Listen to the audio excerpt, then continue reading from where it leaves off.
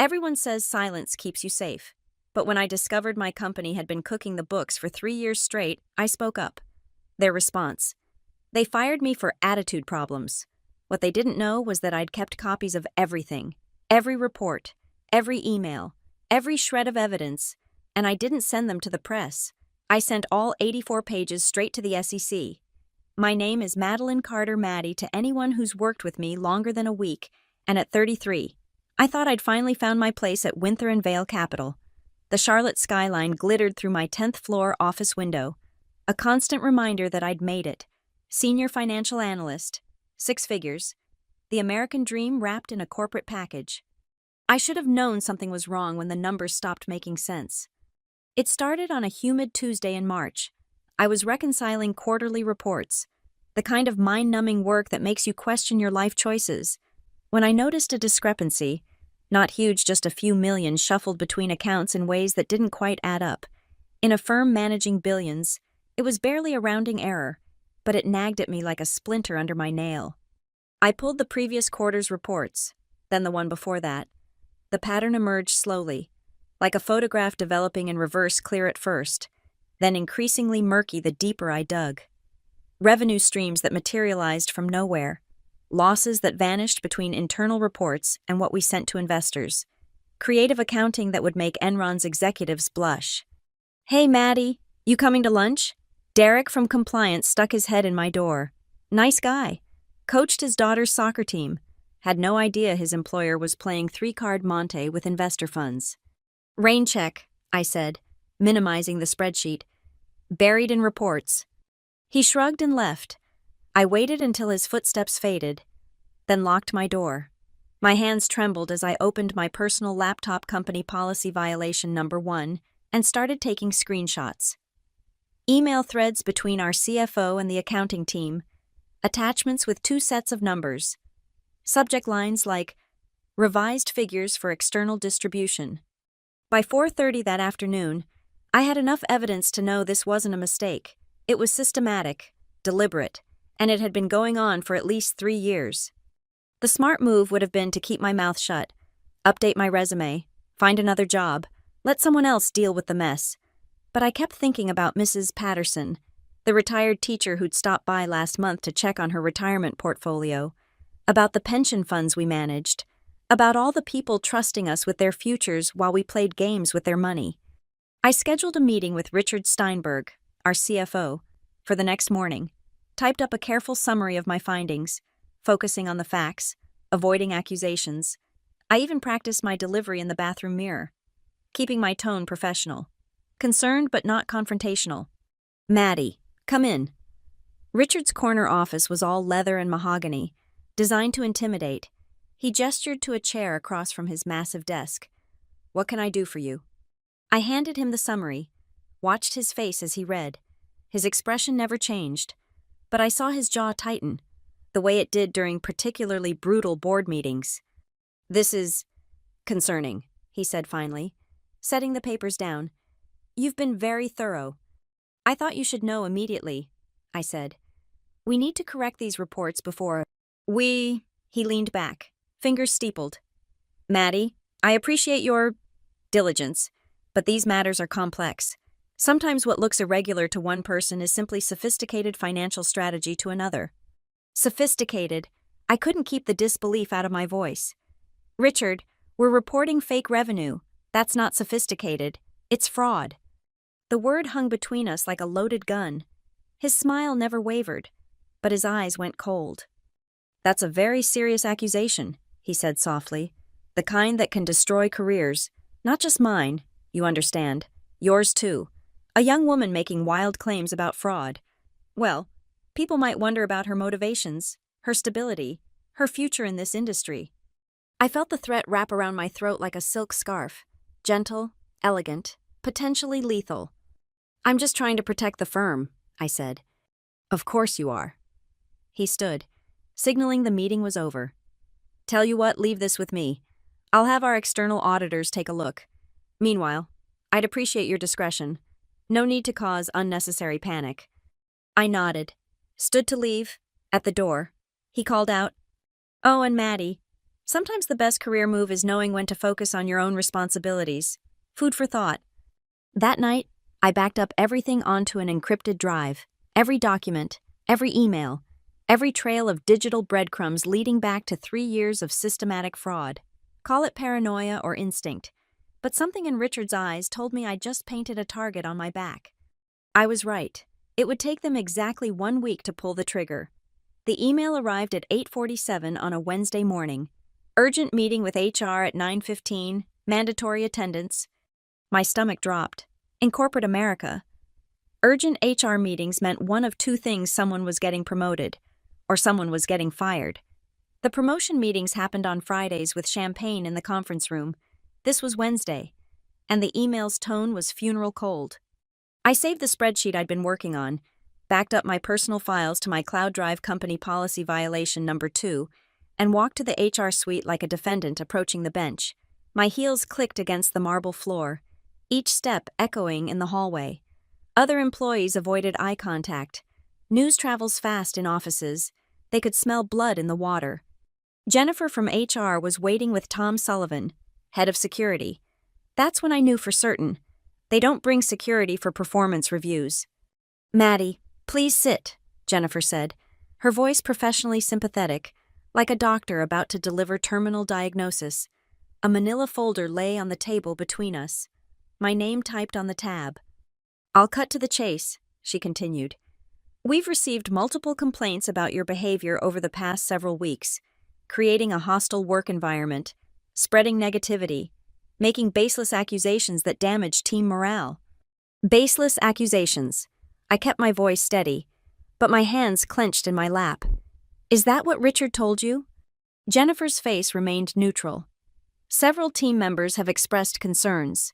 Additionally, your recent actions accessing confidential files outside your purview, using personal devices for company business, constitute serious breaches of corporate policy."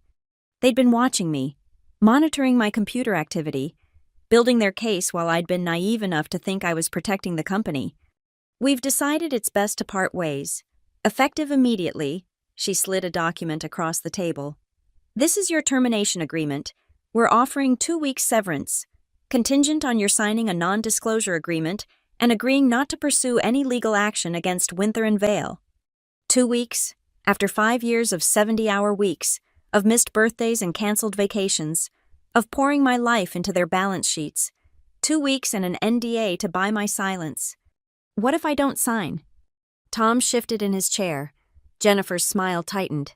"Then you leave with nothing, and will be forced to note in your file that you were terminated for cause. That follows you. Maddie, every background check, every reference call, your career in finance would be challenging." The smart play was obvious.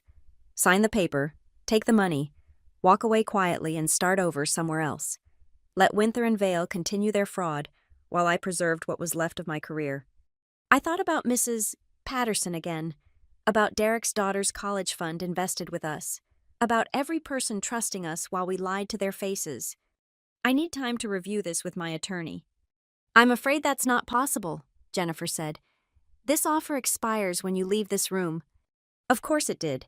They wanted me gone before I could document anything else, before I could talk to anyone, before I could become more than a minor inconvenience to be swept under the corporate rug. "Then I'm afraid I'll have to decline." I stood up, proud that my voice didn't shake. "I'll clean out my desk." "That won't be necessary." Tom stood too, all 6'4" of him. "We've already packed your personal items. I'll escort you out." The walk of shame, every corporate worker's nightmare. Tom's presence beside me like a neon sign screaming security risk to everyone we passed. Former colleagues suddenly fascinated by their screens. The receptionist who'd shared baby photos with me last week, now studying her manicure. In the lobby, Tom handed me a cardboard box, my 5 years reduced to a box of personal effects, a cactus, a coffee mug that said, "World's Okayest Analyst," a photo of my sister and me at her wedding. "Your corporate accounts have been disabled," he said. "Key card, parking pass, and company phone, please." I handed them over, felt my professional identity being stripped away piece by piece. "A word of advice," Tom said quietly as I turned to leave. Whatever you think you know, whatever crusade you think you're on, let it go. These people have resources you can't imagine. Don't make this worse for yourself. I looked him in the eye. Is that a threat? It's a kindness, he said. I've seen what happens to people who forget their place. Outside, Charlotte's humidity hit me like a slap.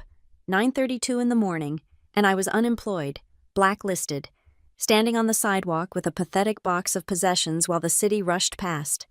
My phone buzzed. A text from a blocked number. Smart decision not signing. Smarter decision would be staying quiet. R. Richard, still trying to intimidate me. I called an Uber, cradled my box of possessions, and smiled for the first time in a week. They thought they'd fired a problem employee. They thought they'd neutralized a threat. They had no idea they'd just created their worst nightmare, a whistleblower with nothing left to lose. The first day was the worst. I sat in my apartment, still in my corporate dress at 2 in the afternoon, staring at the box of my belongings like it contained the ashes of my career. 5 years of climbing the ladder, only to be kicked off and watch it burn behind me. My phone stayed silent. No texts from colleagues, no LinkedIn messages of support. In the corporate world, termination was contagious. Nobody wanted to catch whatever disease had gotten me fired. By day 3, the shock morphed into rage. I'd done the right thing. I'd tried to protect investors, protect the firm, protect everyone from the catastrophe I could see coming. My reward: professional exile and a scarlet letter on my resume. I started drinking wine at noon, sending bitter texts to my sister in Seattle, scrolling through Winther and Vale's website and seeing my replacement already listed Ashley Morrison, fresh from Wharton, probably thrilled to get my office, the one with the view of the Charlotte skyline, the one I'd earned. On day 4, I saw the announcement, a company-wide email leaked by someone on Reddit. Congratulations to Derek Williams on his promotion to Senior Compliance Officer. Derek, who'd invited me to lunch that day, who'd been CC'd on some of those questionable emails. Derek, who'd apparently made the smart choice to look the other way. That night, I couldn't sleep.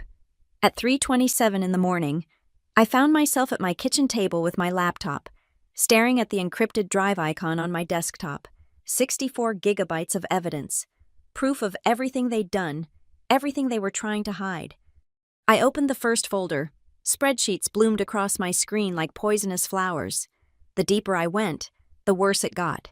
This wasn't just creative accounting, it was a masterclass in deception. Shell companies, circular transactions, phantom assets pumping up the balance sheet. By sunrise, I understood the full scope. Winther and Vale wasn't just cooking the books. They were running a 3-year con that made their fund look profitable while hemorrhaging investor money. Based on my calculations, we were talking about losses north of $200 million, hidden, disguised, papered over with fraudulent reports. Mrs. Patterson's retirement fund, Derek's daughter's college savings, pension funds for teachers, firefighters, municipal workers, all of them believing their money was safe, growing, secure, all of them one audit away from discovering the truth. I made coffee. Then I made a decision. The SEC's website was intimidatingly official. Forms within forms, regulations written in legalese designed to discourage casual complaints. But I wasn't casual anymore. I was a woman with nothing to lose and 64 gigabytes of ammunition.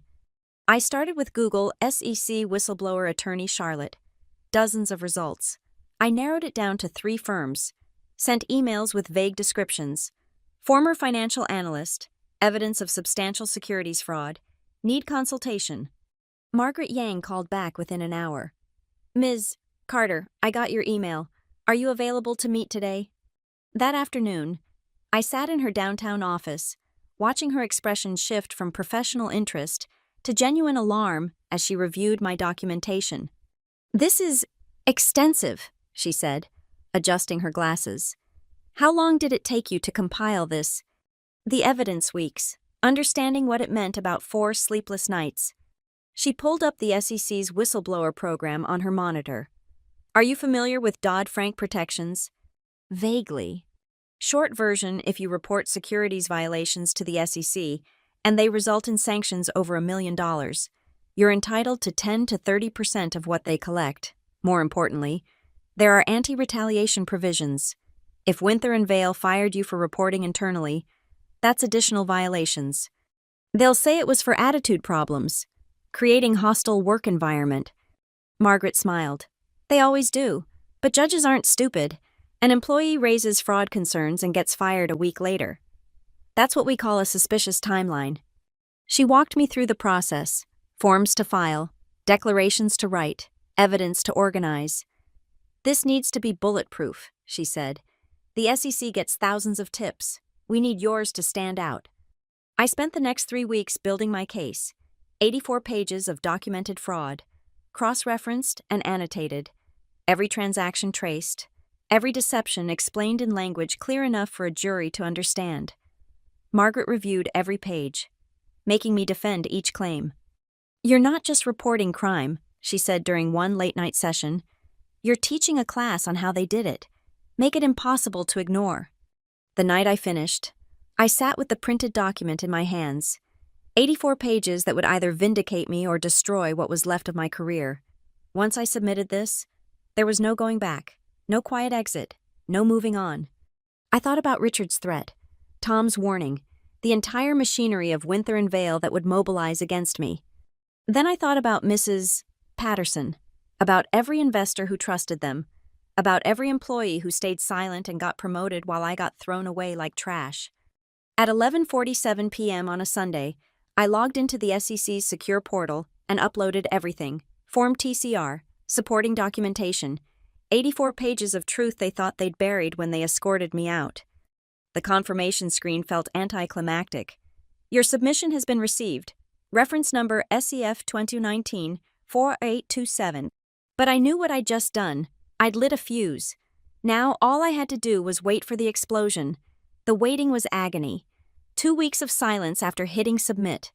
I refreshed my email obsessively, checked my phone at 3 a.m, jumped every time an unknown number called. Nothing. The SEC operated on government time. Margaret warned me. Think months, not days. But I couldn't wait months. My savings were draining. Job interviews went well until they called Winther and Vale for references. One recruiter actually told me, off the record, I don't know what you did, but they really don't want you working in finance again. So I pivoted, took a part-time job at a bookstore, moved to a cheaper apartment, learned to live on grocery store wine and generic cereal. My sister offered to loan me money, but my pride was already bruised enough. 3 weeks after submission, my phone rang at 11:30 p.m. Unknown number. Ms. Carter. This is Special Agent David Park with the FBI's Financial Crimes Division. We've been forwarded your SEC complaint. Are you available to meet tomorrow? My hands shook. FBI, this was real. The next morning, I sat in a federal building conference room with Agent Park and 2 SEC enforcement attorneys. They'd printed my entire submission.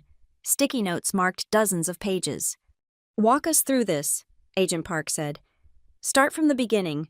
Assume we know nothing. For 4 hours, I explained Winther and Vale's scheme, how they created phantom trades between shell companies to inflate revenue, how they buried losses in subsidiary accounts that never appeared in investor reports, how they'd refined the fraud over 3 years until it was almost seamless. Almost, one attorney asked. They got sloppy, reused the same shell companies too often, left email trails, and they didn't expect anyone to compare internal reports with external ones. Why did you? Because I'm thorough. Because it's my job. Was my job. I corrected myself. Because people trusted us with their retirements. They asked about Richard, about the meeting, about my termination. I showed them the text he'd sent. Smart decision not signing. Smarter decision would be staying quiet. Agent Park smiled grimly. He actually put that in writing. Arrogance, I said. They've gotten away with it for so long. They think they're untouchable. The interview ended with warnings about confidentiality and promises to be in touch. Weeks more silence. I started to wonder if I'd imagined the whole thing. Then, on a Tuesday morning, my former colleague Janet called. We'd barely spoken since my firing. Maddie, what the hell did you do? Her voice was panicked. There are federal agents everywhere. They've seized computers, locked down the accounting department. Richard's office is sealed with crime scene tape. I played dumb. I have no idea what you're talking about. They're interviewing everyone, asking about reports, about Richard, about you, Maddie. People are scared. Good, I thought. They should be. The story broke that Friday. SEC opens formal investigation into Winther and Vale Capital. The financial press went wild. By Monday, it was front page of the Charlotte Observer. By Wednesday, 3 major pension funds had announced they were pulling their investments. My phone exploded. Reporters wanting comments. Former colleagues suddenly remembering we were friends. My LinkedIn flooded with connection requests from journalists and lawyers. Margaret called with advice. Say nothing. Let the investigation play out. Your submission speaks for itself. But Richard couldn't stay quiet. Winther and Vale released a statement calling the investigation baseless harassment instigated by a disgruntled former employee with an axe to grind. They painted me as unstable, vindictive, a failed analyst lashing out after a justified termination. That night, I sat with a glass of wine, reading comments on the financial blogs. Half called me a hero, half called me a traitor. One commenter wrote, "She knew what she signed up for. Now she's crying because she got burned typical." I wanted to respond, to defend myself, to scream that I'd tried to fix it internally first, that they'd fired me for trying to protect people. But Margaret was right. Silence was my best weapon now.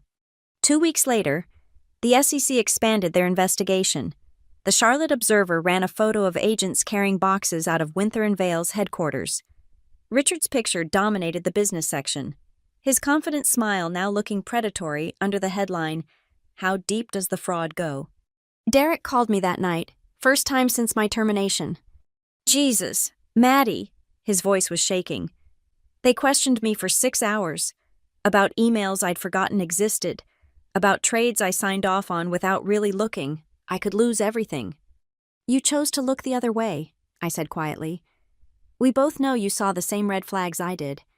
I have a family, a mortgage. I couldn't afford to do the right thing," I finished. "Yeah, I couldn't afford it either, but here we are." He hung up. I poured another glass of wine and smiled for the first time in weeks. The machinery of justice was slow, but it was grinding forward, and everyone who'd thrown me under the bus to save themselves was about to learn what it felt like to be on the wrong side of federal investigators. My 84 pages had started an avalanche. Now I just had to wait and see who got buried. The silence from official channels was deafening, but the underground signals were everywhere. A month after the FBI raid, I was refilling shelves at the bookstore when my phone buzzed. A text from an unknown number, just a link to a financial blog. Sources: Winther and Vale hemorrhaging clients as investigation deepens. I clicked through. Major institutional investors were jumping ship. The article mentioned internal chaos and emergency board meetings. Good. Let them feel what panic tastes like.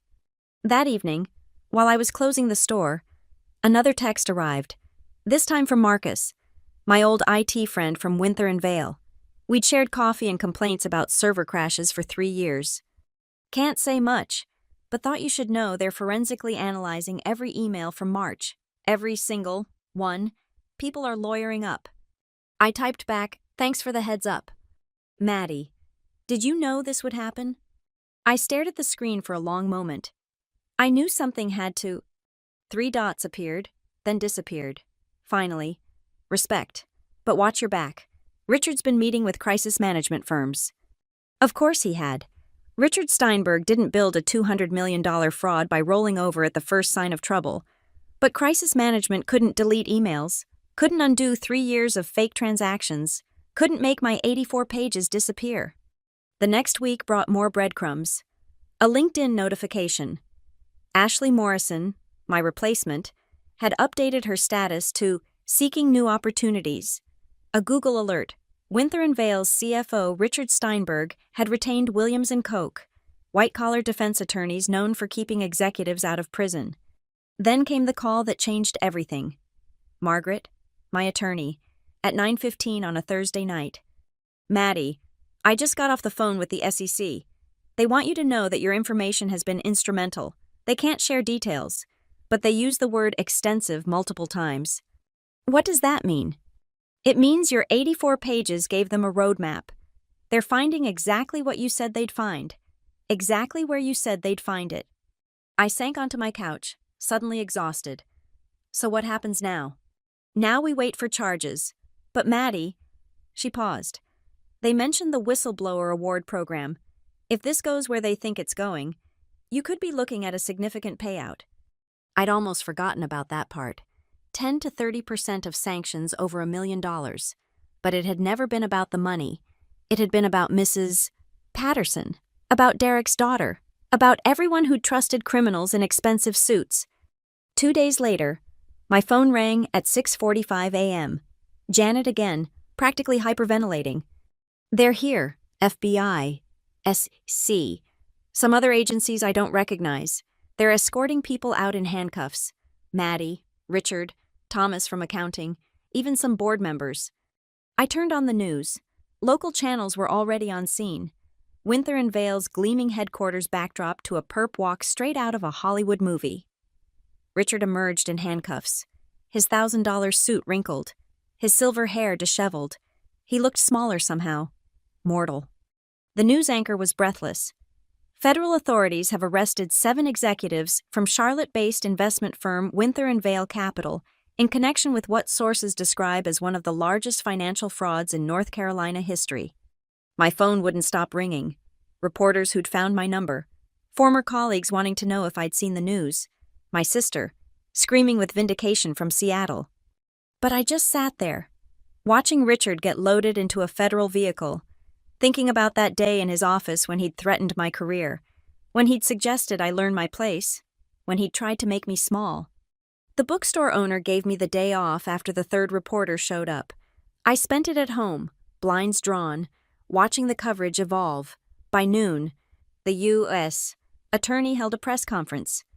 Today's arrests represent the culmination of months of intensive investigation into systematic securities fraud at Winther and Vale Capital.